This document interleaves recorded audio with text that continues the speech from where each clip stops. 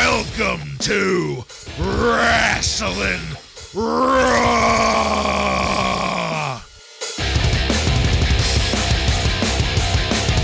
All right, you're listening to Wrasslin Raw, the podcast that takes you back to when Raw became war and Attitude ruled. Thank you for joining us. You're here with Ryan Arico. Kane is coming! Yes! Yes! Kane is coming! Joe Giammatteo. Well, Ryan, the question is, when is he coming? And where is he coming? I dare say the answer may be day and night. I'm the one and only Jason Bartlett. We're going to examine WWE history. One episode of Raw is War at a time. In this episode of Wrasslin Raw, we're going to be talking about the Raw that aired on August 4th, 1997. This Raw was recorded at the Stabler Arena in Bethlehem, Pennsylvania, and features Vince McMahon, Jim Ross, and Jerry the King Lawler on commentary. Are you guys ready? I'm ready. Ready. All right, then. Let's get into it. Whenever this started, I couldn't help but see all of the Austin signs in the crowd and just wonder, how many people probably have no idea that he got his freaking neck broken. They're going to fill us in tonight. Yeah. We're kicking things off, though, with the Hart Foundation. The Hitman comes out in front of his team there, holding the new five-time championship, and Jim Ross there in the ring to interview Bret about the finish to that championship match last night. That was a great, succinct lead-in that good old JR gave us. His setup for Bret was fantastic here. I loved Bret saying that he beat a man that was from the devil or the dark side or evil or something in a very Bret Hart way. So Bret's argument is that Shawn Michaels broke his word. He showed favoritism, presumably when he swung that chair at Bret's face, or maybe just whenever he spat, or no, Bret spat at Shawn, so then he swung at Bret. They went over all of this in the ring, but bottom line there is that Bret wants Shawn out of the WWF. He said that he was going to be impartial, and he swung that chair anyway. Moving on down the line of people that Bret has a bone to pick with, he moved on to the Patriot. I loved Bret saying that the Patriot means nothing to him. Couldn't have said it better myself. Bret goes on to lay down some facts here as the new champ. First off, he says that Shamrock's out of control, roided up freak. The Bulldog, on the other hand, class act, 100% all the way. Natural. Yes. Clean as a whistle. He says point blank that Brian Pillman is not going to wear a dress tonight. And I said, thank God for that, Bret. You're doing great work here as the champ. I'm glad to hear that. And then finally he got to the one person whom I was most curious about. The one question burning in my mind because I could not remember how soon they started handling it. How are they going to handle Owen Hart and Stone Cold Steve Austin and what happened at SummerSlam last night? Are they going to work with it? Pretend like it never happened? There's 50-50 odds there. The answer is that they're going to work. They're going to work with it, yes. Bret said Owen was witness to American injustice because Owen showed compassion to Steve Austin, and it really ended up making Owen beat himself. Owen gets the microphone, goes on to say that last night he made Austin a crippled freak. Austin is paralyzed in a hospital somewhere in New Jersey, and he's never going to wrestle again. Austin should give up the Intercontinental belt that Owen gave him when Owen let himself be beat. But that's not all, because JR thinks that our new commissioner might have something to say about that. Everybody, please welcome Commissioner Sergeant Slaughter. And I fucking popped. Yeah, big time. Now we've got a worker that can still take some bumps as our authority figure. We can really get some things cooking there. Just as a side note for our listeners out there, I have always loved Sergeant Slaughter, especially this phase of Sergeant Slaughter. I dressed up as Sarge for Joe's bachelor party, for God's sake, so I was happy as hell to see Slaughter walking down to the ring. When Sarge said Bret's not the new sheriff, Sarge is, the crowd fucking popped, and I loved it too. That was a great moment. And then Sarge immediately lost all of my confidence because his first act as commissioner is to make Bret defend the title against the Patriot at the next pay-per-view. What? Can't wait to pay for that one. Bret rightly pointed out, who did this guy ever beat to earn a shot at the title? That's a direct quote. Sarge's answer was that the Patriot beat Bret, which kind of a clever comeback, kind of. The Bulldog, he's going to be rematching Shamrock at some point. Sarge is definitely going to make Pillman wear that dress. And that's when I was like, oh, god damn, things aren't looking good. Owen's going to have that rematch with Steve Austin as soon as Austin is cleared and when Stone Cold says so. Of course, ripping off the catchphrase got Sarge another pop there. But then the glass breaks, and out comes Stone Cold Steve Austin carrying a neck brace. I couldn't hear commentary over the crowd. I don't know what the hell Vince was saying there. But Austin says that he's taking on Owen Hart here tonight. And I said, God, I hope not. You crippled freak. You crippled freak. Put that neck brace back on. After getting some footage of fan reactions to The Undertaker's loss last night, the consensus there was that The Undertaker got screwed. And a quick commercial break. We came back to the Nation of Domination huddled up backstage. Ahmed Johnson was overdressed again, and Farouk just wanted to let us know that he has started calling Savio's group Los Burritos. And I fucking popped for that. Farouk's group, they're ready to rumble. They're ready for anything tonight. So, gentlemen, a lot of things here at the top of the show. We got a hot open that was better than half of SummerSlam, for Christ's sakes. Ryan, what did you think of how things kicked off here? The very first thing that came to mind as the Hart Foundation made their way down here was that I don't see a Jim the Anvil Neidhart with a shaver in hand to cut off that goatee. So, I mean, there were members of the Hart Foundation that lost a match last night. So, by all means, why isn't Sarge out here forcing Anvil to come out? They were talking about the dress too much, and they wanted you to forget about it. Yeah. I thought Bret did a great job here, though. He did a really good job of just setting everything up, everything that happened at the pay-per-view, why Shawn Michaels should be fired, or not fired, but no longer able to wrestle in the U.S., because he does correctly point out, just by the fact of him swinging the chair at him, that's favoritism, right? Yeah. And I believe it's later in the show, but Bret's defense is, I beat The Undertaker by outmaneuvering him, which I guess is correct, right? He got the title, he outmaneuvered him. But did you put him in the sharpshooter? Did you put him in the sharpshooter?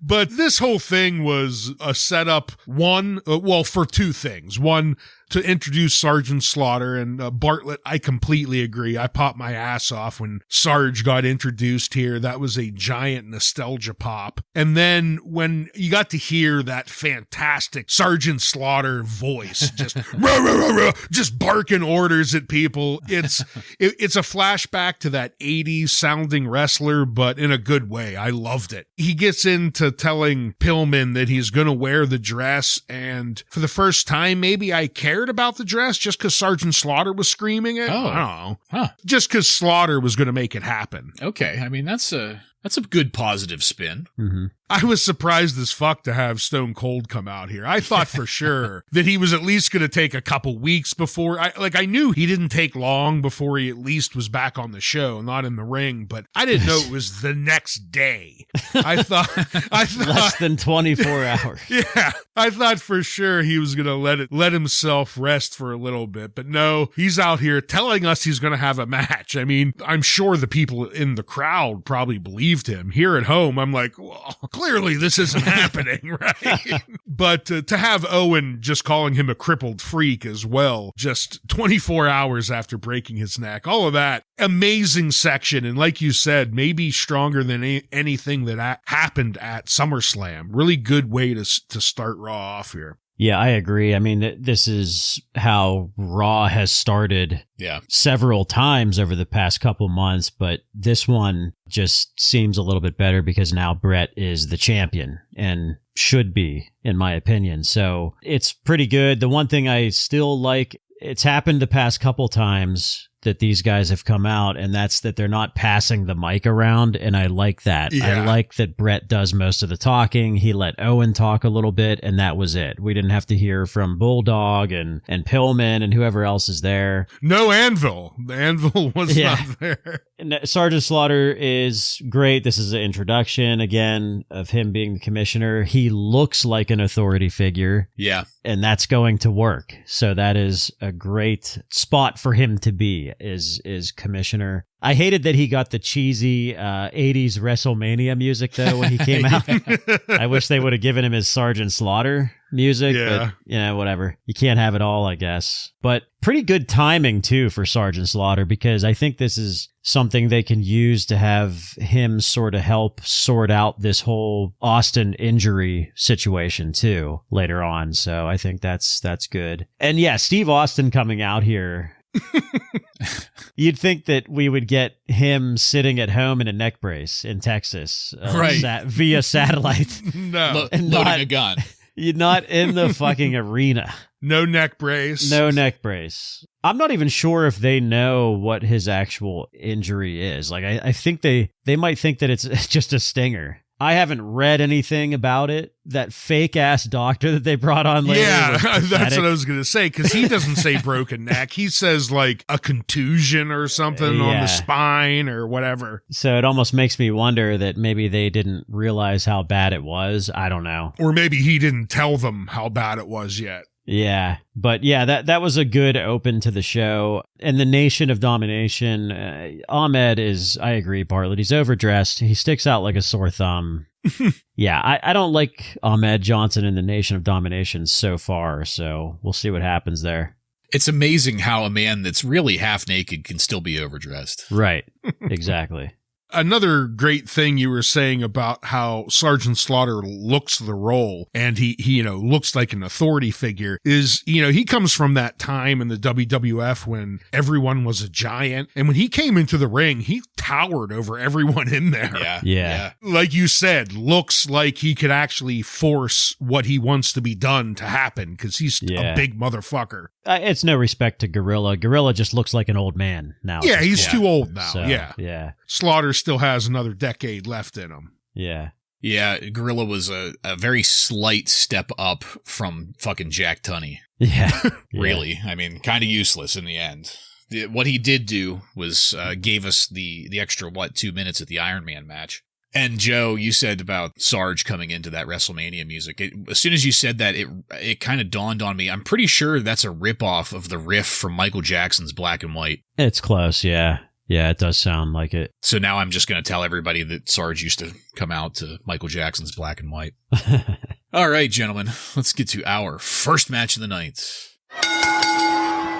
Ken Shamrock defeats Kama Mustafa by pinfall in 2 minutes and 3 seconds. We got a replay of Kenny snapping last night. That was just as good tonight as it was last night to see. And, going into this, I was really wondering if they were going to keep up the whole Supreme Fighting Machine thing with Kama, because that was his whole gimmick. He was an MMA fighter, and just because Street Fighter isn't real doesn't mean that he maybe can't pretend to be real here, a fighter. But put him in there with Ken Shamrock, that's not quite as solid, I think. But anyway, the answer was yes. JR dropped that line about him being the Supreme Fighting Machine, so I was, hoping, based on the setup there, that we were going to get an MMA match. Didn't happen. Sergeant Slaughter was there, though, to kick out the rest of the Nation of Domination to make sure that there wouldn't be any interference. And I liked that. That's action. That's an authority figure doing something. Thank you. This started out as a kicking contest, and the first kick looked good. The following half dozen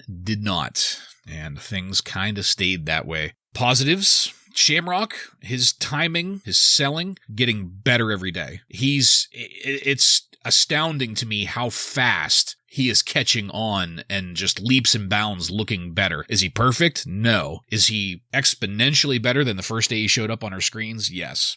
And then, out of nowhere, some kind of grizzly bear or primate erupted from the crowd. Wait a second, that was just Miguel Perez and one of those other Bariquas. To hit Kama with a suplex on the outside while the ref was distracted in the ring with Shamrock. They picked him up and tossed him back in before anybody was the wiser, and that's what set up the finish and the pin. So, unfortunately, guys, this was just more of the gang warfare story.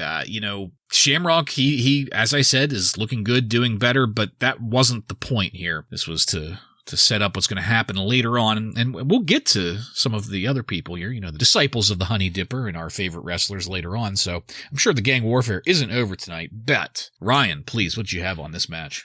I also wondered going into it if they were going to keep up the Supreme Fighting Machine, and sadly they did, because although we have praised in the past, up against a real MMA fighter, it didn't look quite as smooth. I didn't think the match was terrible, or I guess I should say the action between the two before the shitty ending wasn't terrible, but it wasn't great either, and it didn't look like a realistic MMA fight, and that's what they were going for. So in the end, I thought it was okay and maybe serviceable, but nothing great. Ken is looking better and better, but and at least trying to do an MMA style fight with him wasn't the right choice here. But then we have members of Los Boricuas come out here, and that's the end of it.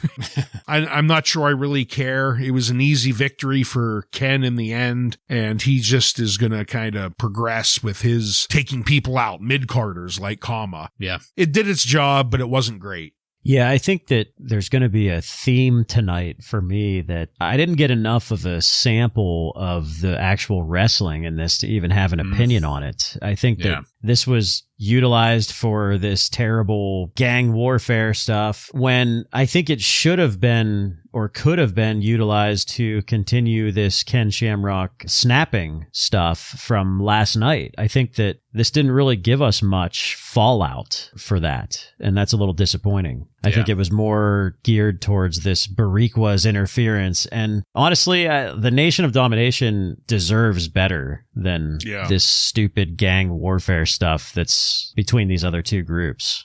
Yeah, 100% agreed on that. The sooner that we can make a little bit of progress, maybe change things up a little bit, baby steps in a better direction, right? I guess. Well, speaking of things going in a better direction, got another promo from Brackus. I am Brackus. Brackus was on our screens. Pretty sure I heard him say Hunter Hearst Helmsley somewhere in there, maybe. But, I mean, the rest, it was unintelligible. Good for you. Yeah, I couldn't tell one fucking word. Maybe he said Hans and Franz. Dieter. He knows them. He knows the people that used to hang out with The Undertaker. The Sprockets people. Yeah. What I do know, I don't know what the hell he was saying, but what I do know is that this Bethlehem crowd popped hard when Sonny's music hit. Which again is fun. Yeah, it's such a funny transition to go from Brackus to I know you want me. It's a shame because, we have some Deutschland listeners, but I don't think Brackus is going to be the German savior of wrestling that they're going to want. I don't think he's going to have much staying power here in the WWF. Yeah.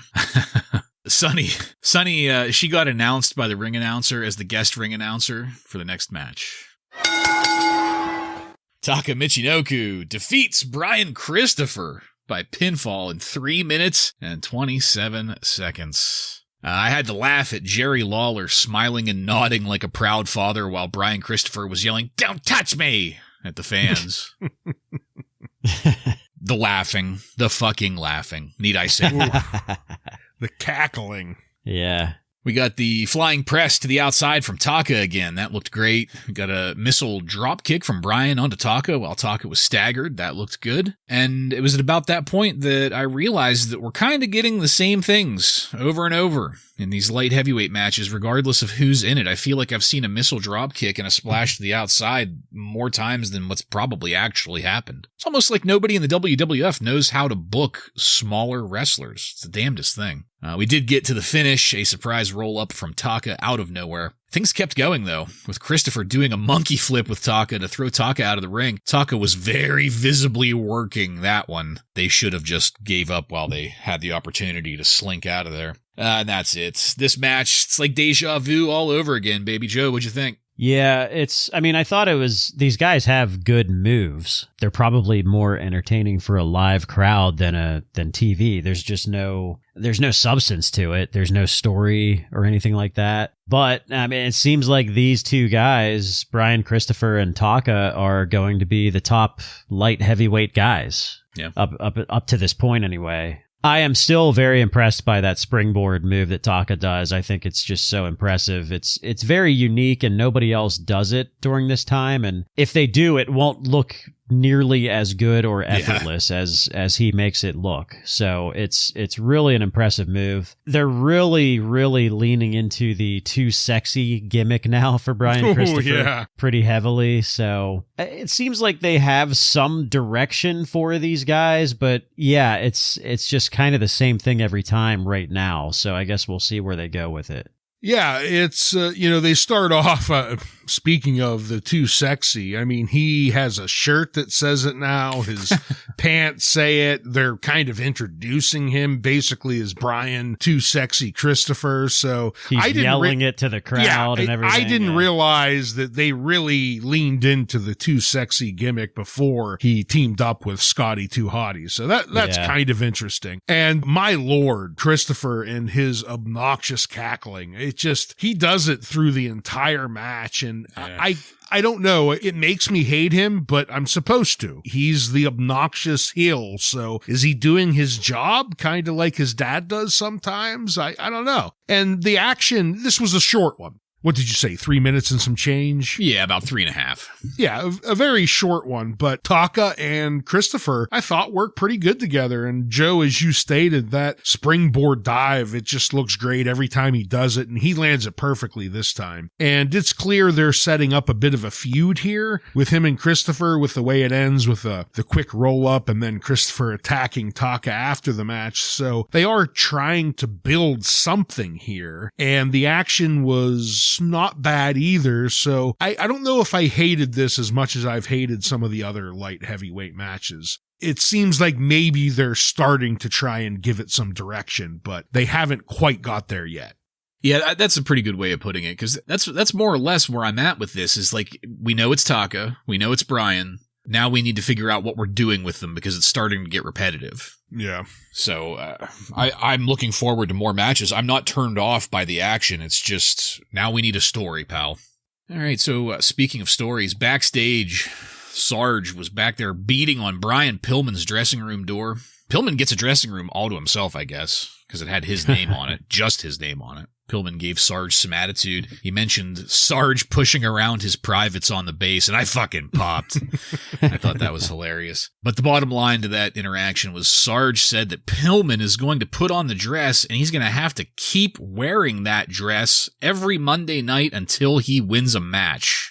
And, of course, Brian did not like that. Coming away from that, there was a kid in the audience there with a sign saying, "Pillman's looking good in gold." And that kid was very excited about Sarge making Pillman wear a dress indefinitely. So that one child, his dreams got made that night. Yeah, I'm sure it was another jailbird situation. Here, kid, hold this sign up.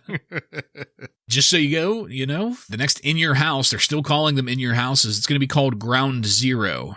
And that will also be brought to us by Stridex. So before we move along, just briefly, guys, we'll go with Joe first on this one. What do you think about the way that our new commissioner is acting with his decree about Pillman here?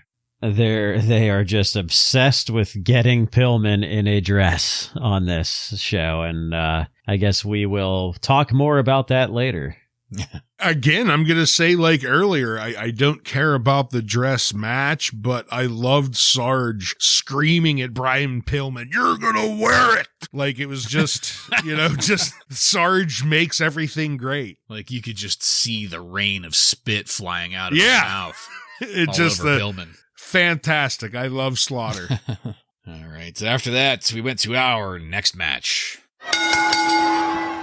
Hunter Hearst Helmsley with Chyna versus Vader with Paul Bearer ends in a double countout in 2 minutes and 12 seconds. Chyna was looking great as usual. She was wearing that leather thing that she choked Mankind with last night, but she was wearing it as a choker. So, like, I don't know if it was she wore it. I can't remember if she wore it as a choker I and can't choked remember. him with it. Maybe. But the whole thing is fucking clever, regardless. I mean, the camera hovered on it there for just a split second. Commentary was talking about the battle of the managers here. Vince thinks Paul Bearer might have a problem with China, so he cut backstage. Paul Bearer is there to cut a promo saying that he's forgotten more about the business than China's ever known. Great miniature promo from Paul there. Once Vader comes out, we were reminded that this match was supposed to happen last week in Pittsburgh, but got interrupted by Mankind going after Helmsley. There'll be none of that here, because once the match gets going, JR calls Vader stinky. It was great. You can smell him through the screen sometimes. Mastodon. I was grateful for Vader actually selling a clothesline from Hunter. Miracles. They do happen every now and then. But when the managers came into things, China hit Paul Bearer with a drop kick at the outside. That was cool as hell to see China doing a drop kick, but also Paul Bearer bumping for her face first into the guard barrier too, as a matter of fact. But that drew both Vader and Hunter out, where the action continued. We got the finish from that. Vader was not too happy about that count out. Not sure what the crowd thought about Vader's thoughts, because the crowd was virtually silent. That's it. This was another short one that just kind of came and went. Ryan, what'd you think of it? Yeah, this is a trend tonight, all these short matches, but started with Paul Bearer's promo on China. And when he said, "I'm more of a man than you'll ever be," oh, brutal, Paul, brutal. And then, like you said with Vader, he was actually selling for Hunter. He did the clothesline, and then I think right after that, they're in the corner, and Hunter starts beating on Vader, and Vader goes all the way to his ass as Hunter's like pummeling on him in the corner. This is amazing. Where was this Vader been for like the last year and a half? But this match couldn't get too long. We get China with that great-looking drop kick on Paul, and that ends up drawing the eventual double count out with Vader and Hunter getting into it on the outside. But very short one, so again, who knows where it would have actually ended up, but the beginning of it was actually pretty decent work between the two. So maybe that 2 minutes is all we can get out of Vader. And if that's so, I guess we'll take it.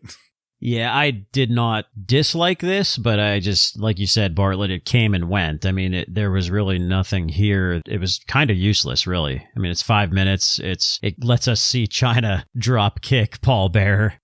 My favorite part of that was JR saying, "Well, she had a pretty big target to hit there."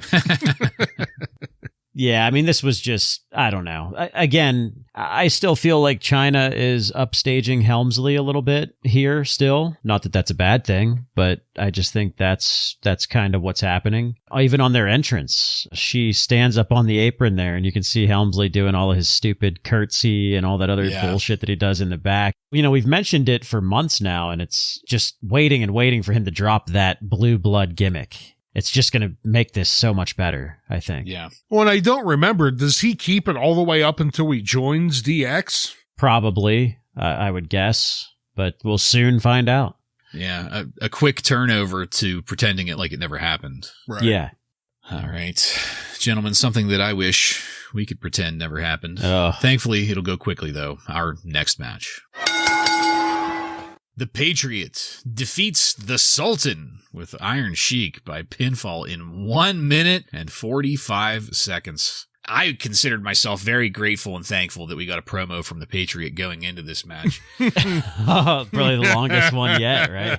The Patriot accepts that America has problems, and he has stepped forward to do something about it. Well, the things that are happening in the WWF, at least, not the actual important things happening out in the world, but this one man from Canada, that damn Canadian. Patriot's fucking promo lasted forever. It lasted longer than this match, I'm pretty sure. Yeah. Wouldn't have been tough.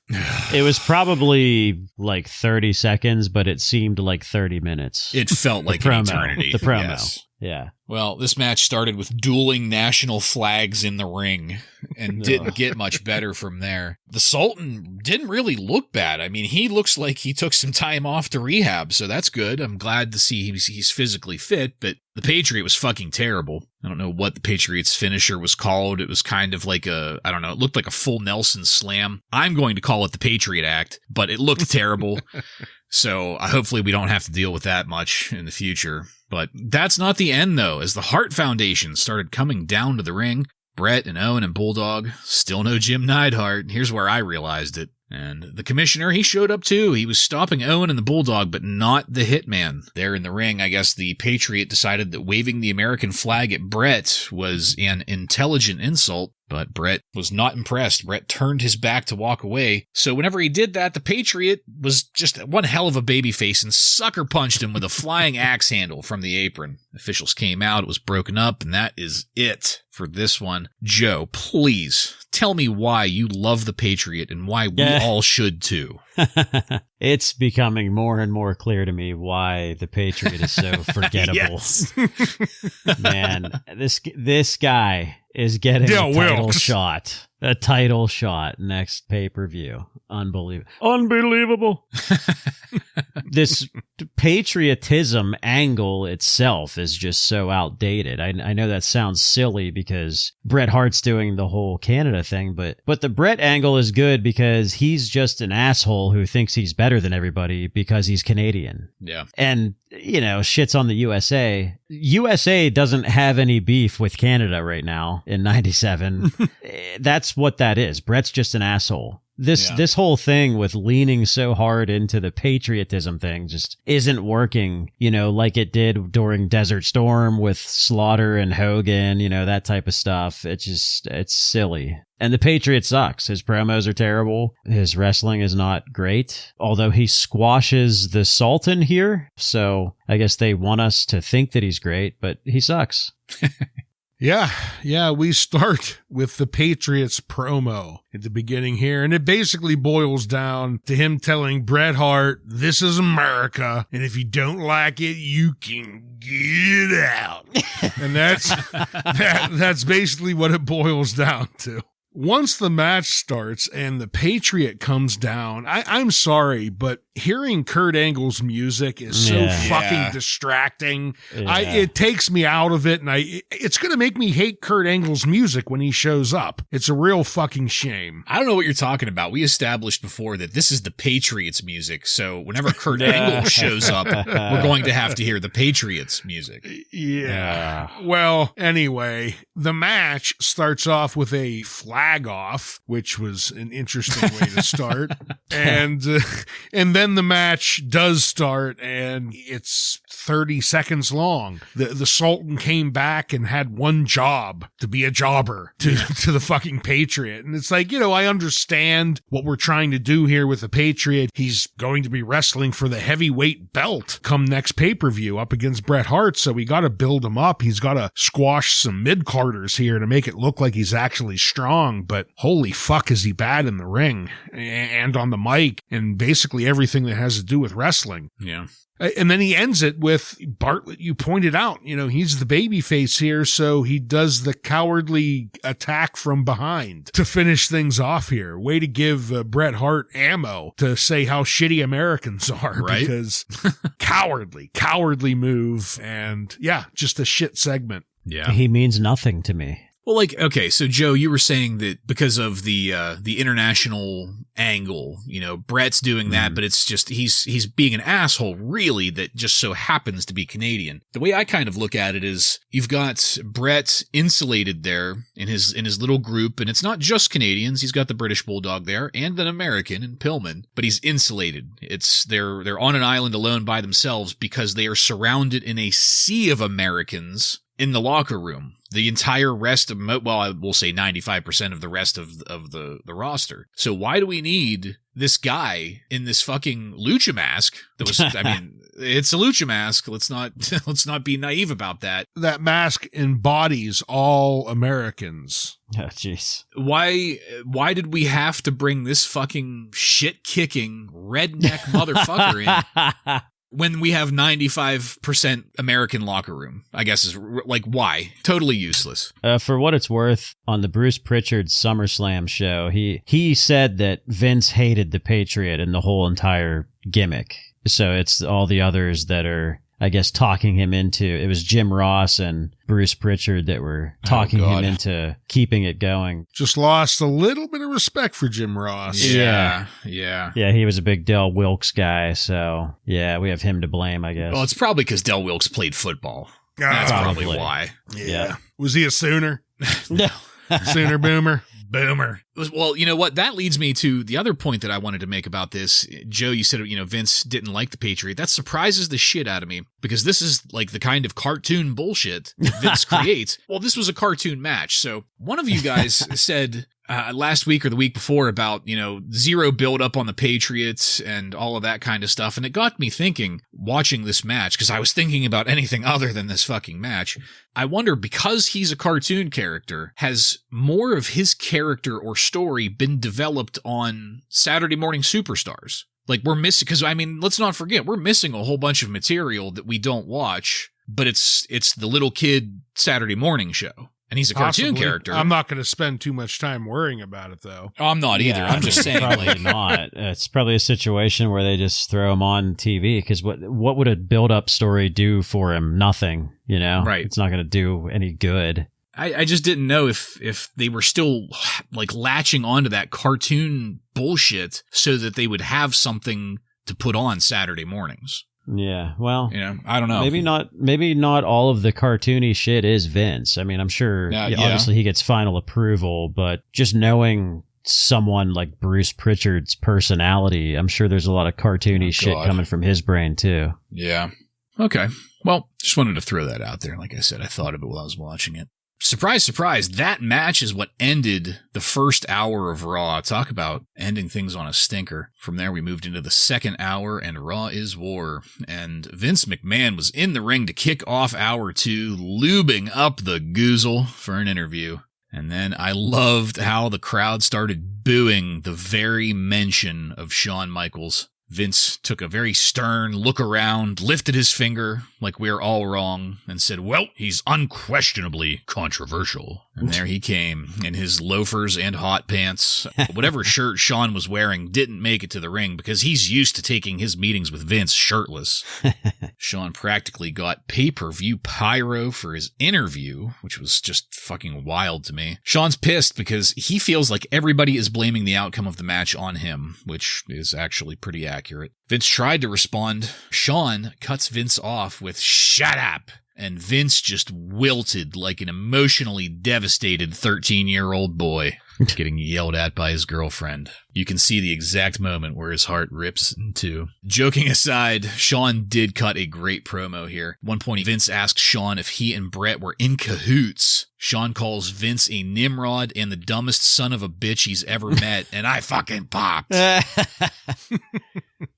Vince did get a little testy in response. He left the ring to let Michaels go at it on the microphone by himself. And The Undertaker didn't get spared any of Shawn's vitriol, which is where the crowd got a strong Michaels sucks chant going. Shawn tells the crowd they can just go to hell, and that The Undertaker is going to be getting some sweet chin music down the goozle on his own pretty soon. Not to be outdone, though, the bell tolled and The Undertaker emerged from behind the curtains. There were some audio problems in the ring there with The Undertaker and Vince with microphones not working. The Undertaker had to kayfabe waiting patiently while they got that fixed. It was almost like he was standing there with Governor Christy Whitman. The first thing he said is that The Undertaker has been doing too much talking lately, and I fucking popped.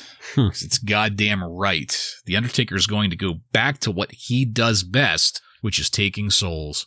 Just in case anybody's wondering, Shawn Michaels, he ran like hell out of there, so there was no immediate response from Shawn. But it wasn't over. Paul Bearer appeared on the Titantron to call The Undertaker a murderer and frantically scream that Kane is coming. And that is where this ended. Another big interview scene to kick off the hour. Lots to unpack. Joe, what'd you think of it? Well, I do enjoy seeing Shawn Michaels in his loafers and pleated shorts, but I'm looking forward to him getting his ass back in the ring. I want to see Shawn Michaels in the ring again, but who knows when that's going to happen? I guess at the next pay-per-view, right? Against Undertaker. So that's exciting. Shawn Michaels and Undertaker in a little feud here. That's good stuff. Shawn yelling at Vince, calling him a Nimrod, a son of a bitch, get your ass out of here. That's already my highlight of the show. That was great. This is a heel turn for Shawn Michaels. We are going to be getting the full unhinged version of Shawn Michaels for the next 6 months or so. We haven't been getting that already?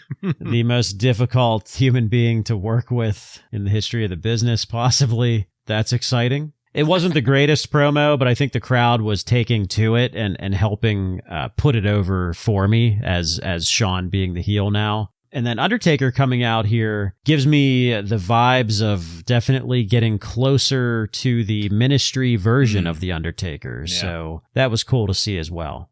Yeah, it was a lengthy segment, but really it came down to a couple segments, which was mainly Shawn Michaels comes out here and pisses on everyone to piss them off. And we get the crowd starting to boo. And then he really lays into Vince McMahon, and it looks like a bit of a lover's quarrel here.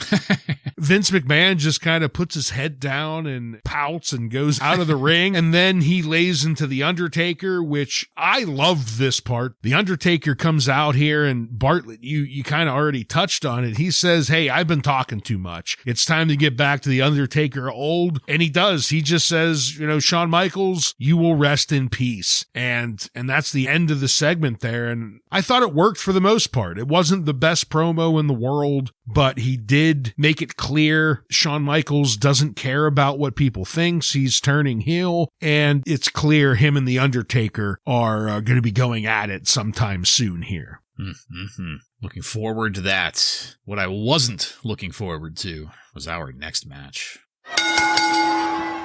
Ahmed Johnson defeats Chains by pinfall in 2 minutes and 11 seconds. While Ahmed was in the ring taking off all of that extra shit that he's been wearing lately, Commissioner Slaughter was backstage with some kind of doctor. Not Dr. James Andrews, but some other bum. He says that Austin has spinal shock, and Steve Austin should not be wrestling tonight. And that's that. Back at the ring, the bikes fire up. One of the Harris brothers almost rear-ended Crush on the ramp. I thought that was funny. Commissioner Slaughter was back out to kick all of the non-combatants out of the ring area. Again, some good action from the commish there. And in case anybody's wondering, Chains is the one that looks like Crush, except without the stupid fucking face paint tattoo. Honest question to either of you. Do either of you know who Chains is? Like, was he somewhere else under a different gimmick, or? I have no fucking clue. He was one of those Blue Brothers or whatever, right?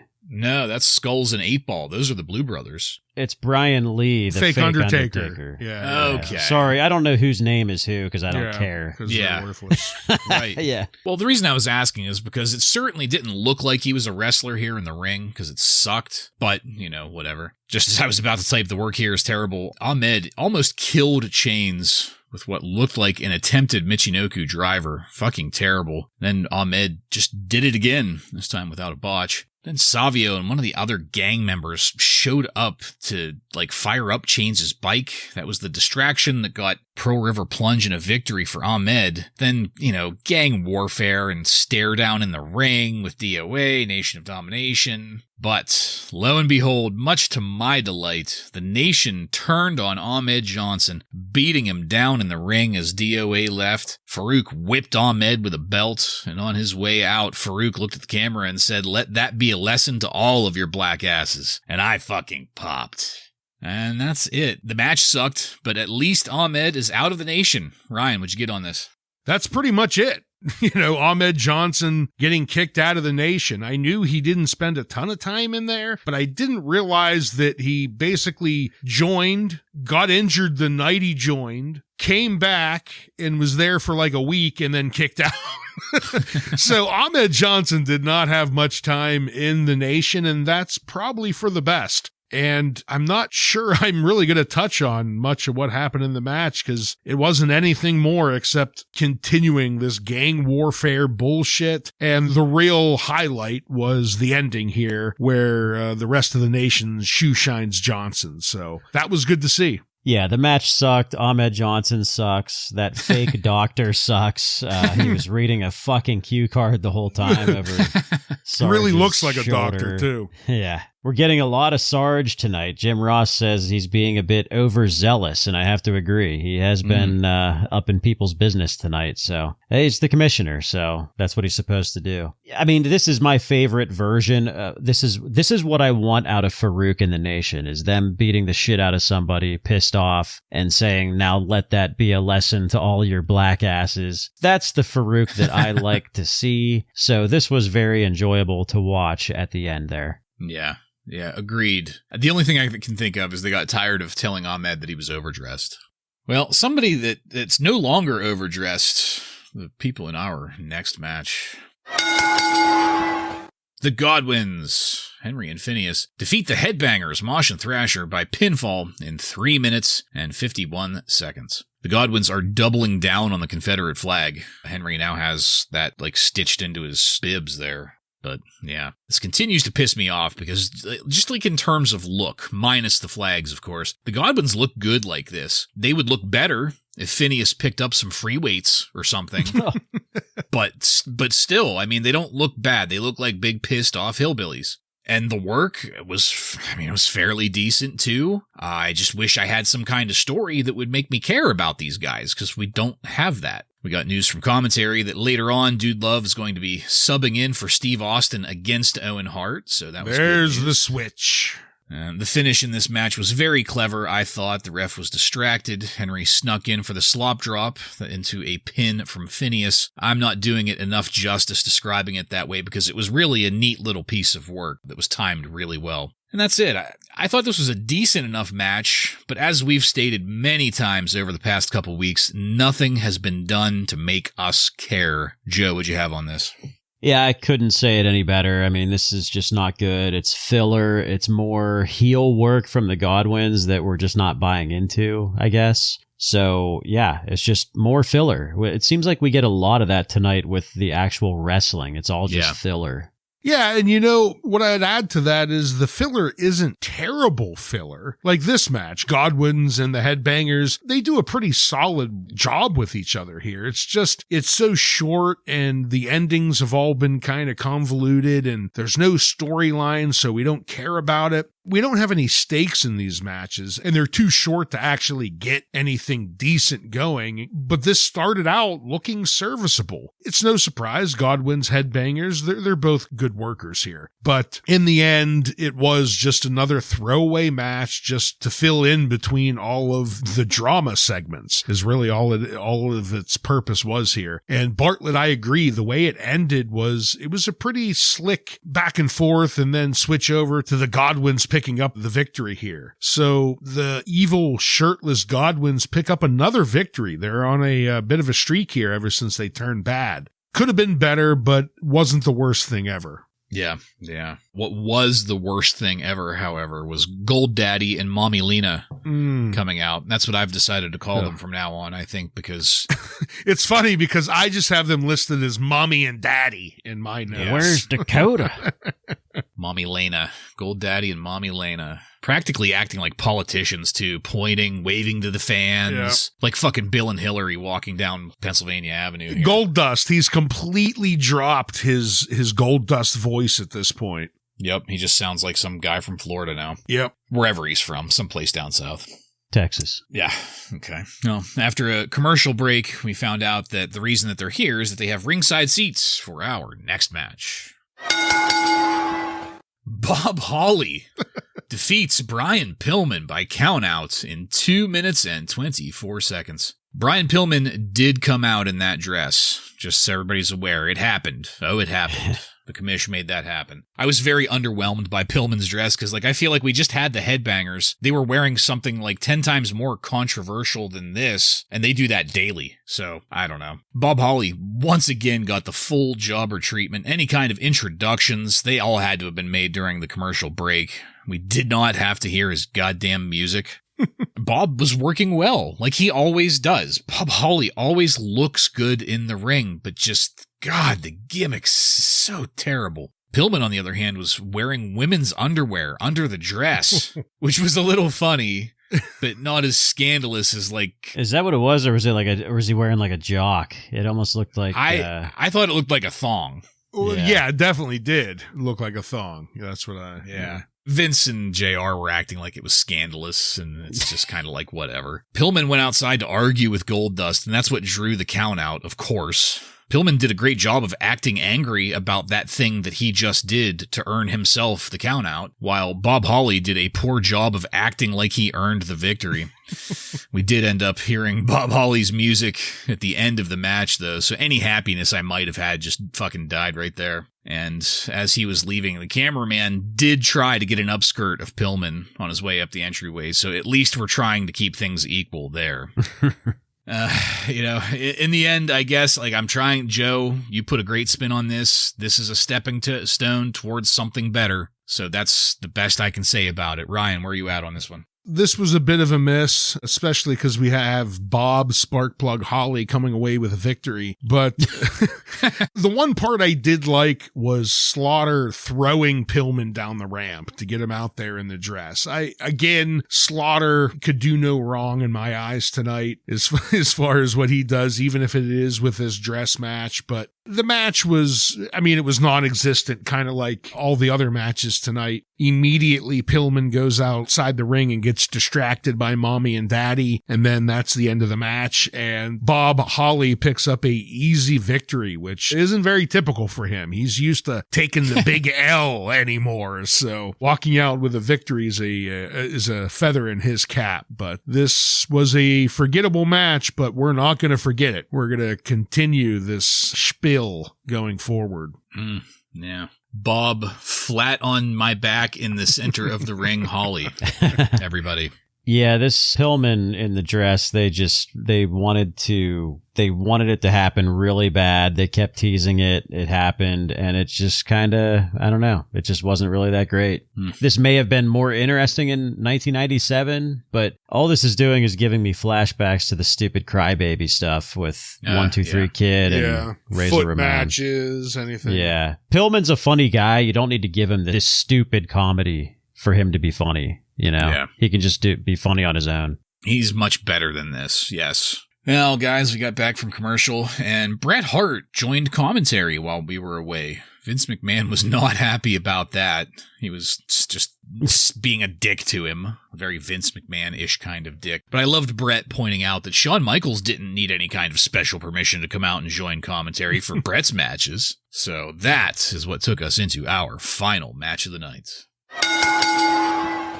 Dude Love defeats Owen Hart by pinfall in 8 minutes and 24 seconds, the only match of the night longer than 4 minutes, clocking in at 8.5. So we were talking about match times earlier, longest one of the night. Hate to say it, guys, but I don't think Dude Love has any rhythm at all.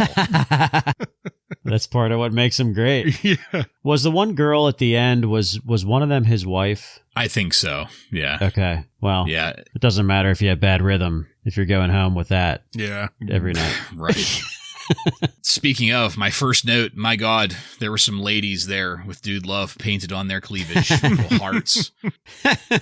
And I said to myself, I hope they rush the ring at the end of this, because that's what's going to make this. I noticed ECW Hat Guy was in the crowd. I don't know if you guys saw him or not. He was behind them where they were sitting. And something about this match just felt slow or off to me. I wasn't quite sure how to put it because everything looked good. There wasn't anything that stood out as notably slow or off. And I don't know. I was getting a weird vibe from it. Bret really wasn't chipping in too much other than to point out rule violations that the ref wasn't catching, which I thought was hilarious. That just got McMahon going, arguing with Bret about Bret's victory at SummerSlam, and just wouldn't let up on him. Owen's missile dropkick and nip up after that looked good. It made me think of what we were saying a couple weeks ago. If you're going to nip up, make sure you actually do it.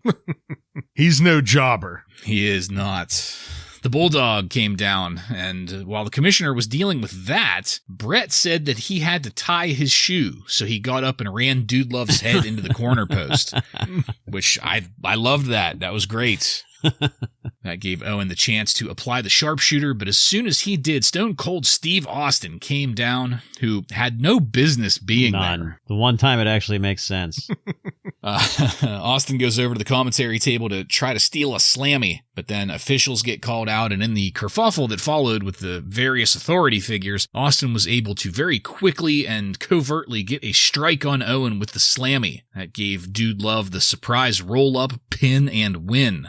And with the work done, Austin headed out of the place. Dude Love was left to gyrate there sensually in the ring, occasionally to that backbeat, but mostly not. And then, my God, dreams do come true. Those groupies, they climbed in the ring and a damn orgy practically broke out.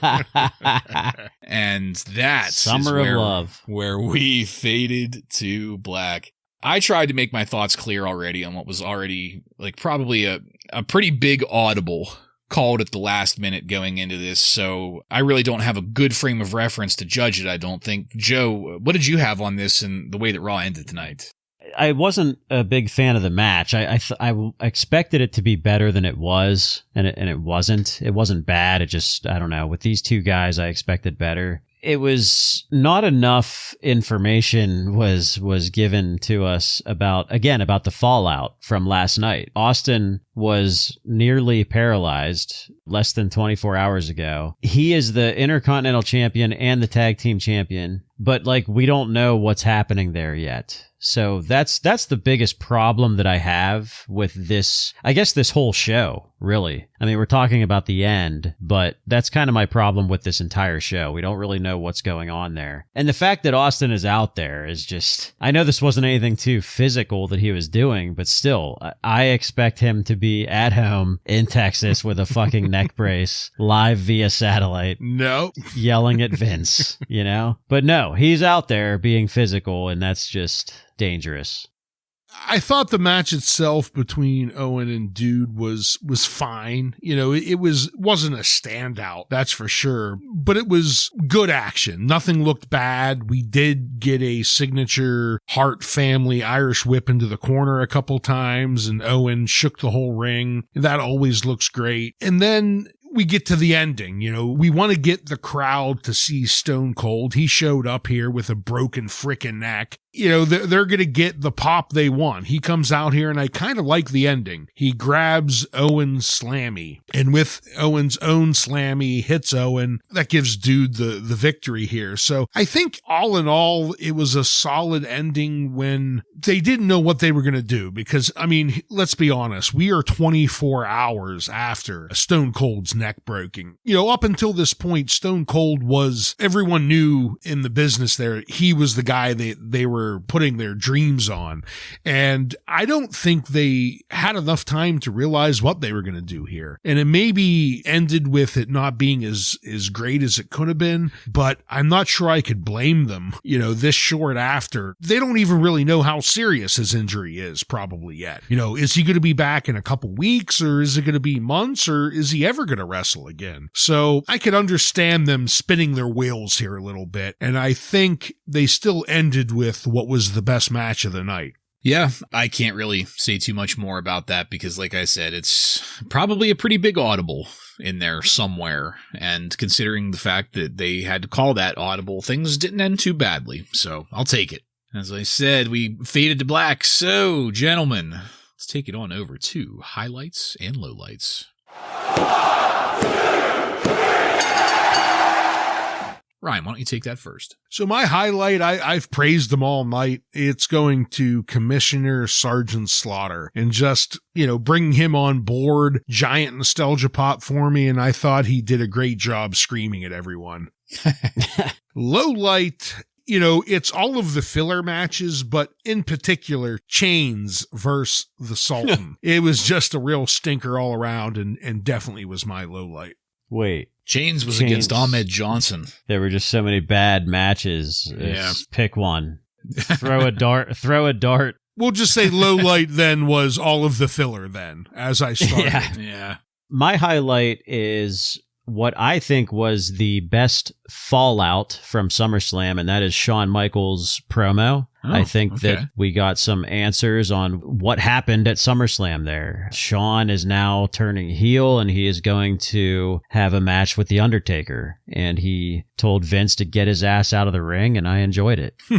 My low light will be, I guess, the swing and the miss on the Pillman in a dress situation, because they really put a lot of effort into it, and I just didn't think it was that great or funny. My highlight was Ahmed Johnson getting kicked out of the nation. Thank goodness. It is nice to see. Progress, my friends. Low light, I had to go with Patriot versus Sultan. I mean, the rest of that mid-card there was fucking terrible. Really, outside of the promos. You mean Chains versus Sultan? Yeah, whomever. Well, I went with Patriot versus Sultan specifically, though, because, I mean, two cartoon fucking gimmicks that just need to get the fuck out. Done. Get out. Go. Hit the pay window and fucking leave. Get your $25. My God. So, Joseph, do you have any contemporary wrestling news from on and around August 4th, 1997 for us? Just a couple quick things this week. Dave Meltzer is claiming that the dress angle is an old Knoxville gimmick that Jim Cornette knows very well. So that must be a borrowed idea that Jim Cornette used here. And just one other thing here. Rocky Maivia, remember that guy? Oh, yeah. Who's that? He's going to be returning soon, and the WWF has taped a series of interviews with him similar to what they did with Goldust. Or Gold Daddy, is that what you call him now? Yeah, Gold Daddy. Well, speaking of daddies, I mean, the only thing I really remember is that there was some kid with Rocky Johnson a couple times there. Yeah. So, yeah, we'll wait and see what happens with Rocky, and that is all this week. All right. Well, good news. Looking forward to seeing The Rock again. And that's it, folks. We are done with this one. I want to thank you again for joining us. If you like what we're doing here and want to connect with us, you can email us at WRASSLINRAW. Just add @gmail.com to the end of that to submit questions or comments. Check us out on social media and on every podcast subscription platform. While you're there, don't forget to follow and subscribe to get every episode of Wrasslin Raw coming to you every week. Give us a 5-star review and tell all of your friends to tune in to the most controversial Monday Night Raw review podcast on the airwaves. Next week on Wrasslin Raw, we're going to take a look at the Raw that aired on August 11th, 1997, with matches featuring Shawn Michaels, Scott Putski, and many more. So, for Joe and Ryan, I'm Jason, and this has been Wrasslin Raw.